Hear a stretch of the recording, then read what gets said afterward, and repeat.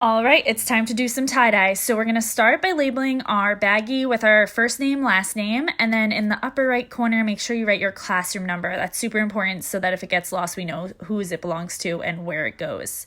Then you're gonna take your t-shirt and on the back of the t-shirt, back collar, right above the tag, you're gonna write your first name, last initial. Close up that Sharpie because you don't wanna get any marks on your white t-shirt. Flip your t-shirt over and take your fork and place it right in the center of the t-shirt and you're going to start to twist.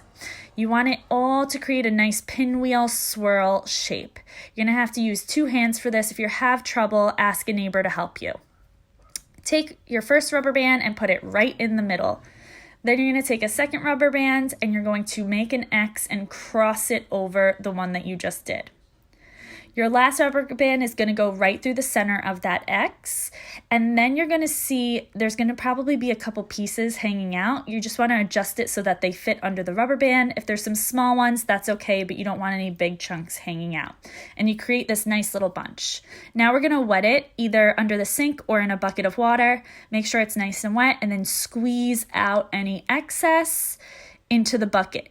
You don't want it to be dripping. You want it to just be damp. Once that's done, we're going to start to add our color. We're picking colors of importance to us. It could be colors of the flag from your country. It could be an important color that you really like that has meaning behind it, but you're going to pick your colors and start to add them to the different triangles.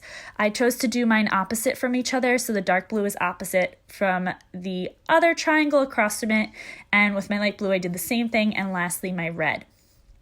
You get to choose where you want your colors. Just don't put two of the same color next to each other because it will blend together and just be a big chunk of that color. Next, you're going to flip it over and you're going to put the same color that you did on the other side in the same triangles on the opposite side. You're going to make sure that if I did light blue on the other side, I'm going to do light blue on this side. Once it's all fully saturated, there's not any white spaces, you're good to go. We want to make sure it's not dripping off, but that you have enough color on it that you won't have a ton of white spaces. And then I'm going to come around with the color fixative and spray your t-shirt. This will help prevent it from all leaking out and it'll make the color stay a little bit longer. Make sure you squeeze out any extra air once you put it back into your baggie and it's ready to go.